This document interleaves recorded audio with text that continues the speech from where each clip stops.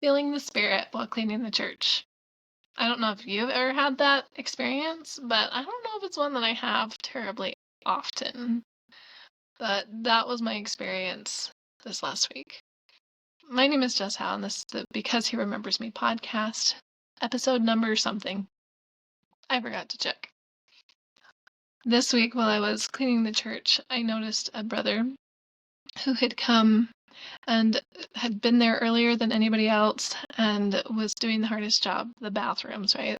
I try to avoid that one if I can.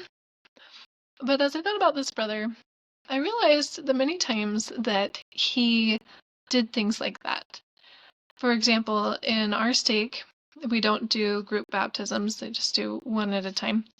And he had come to fill the font, and it takes like 2 hours. It takes a long time. So he had come early for my son's baptism and had waited there for 2 hours, and he stayed throughout the baptism and then stayed while the font was draining, which is it's like an insurance requirement because it's deep and dangerous, potential drowning hazard. But I thought of the many, many, many times I've seen this brother serve, and he is so quiet about it. He asks people there how they're doing and considers them, but he never asks for praise. He never draws attention to himself. Not only that, but I know that his wife deals with severe chronic health issues, and he still gets up and does what he can. I'm so grateful for that brother because that day I wanted to be better. Not in a self-defeating kind of way, but in an inspired kind of way. Later during the week, during the Come Follow Me, I read these verses that may be familiar to you if you're following that. And it says, "Wherefore, be not weary in well doing, for ye are laying the foundation of a great work. And out of small things proceedeth that which is great." That man immediately came to mind. Here's the thing, I am often weary in well doing, especially as a mom. And I was struck by the opposite nature of this phrase versus what we're told in culture about self-care and putting yourself first.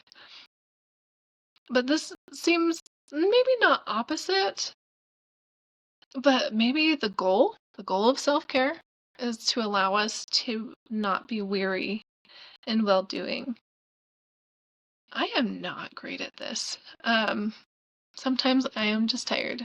Sometimes I don't want to help my child find their shoe again when it should have been put in their specific basket. Sometimes I don't really feel like folding laundry. Sometimes I don't, and I don't think any of that is sinful or wrong. But there was something that was helpful to me this week in thinking about not being weary and doing.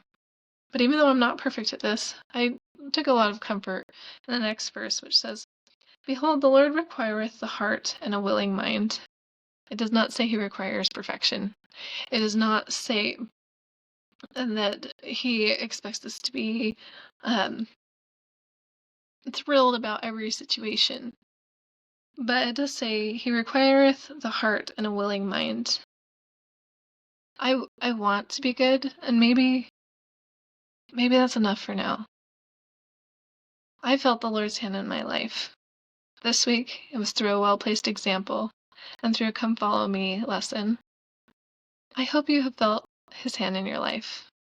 I have. He promised, "Seek me diligently, and you shall find me." I know that's true. It has been true for me, and it can be true for you as you seek him. So until next time, happy seeking.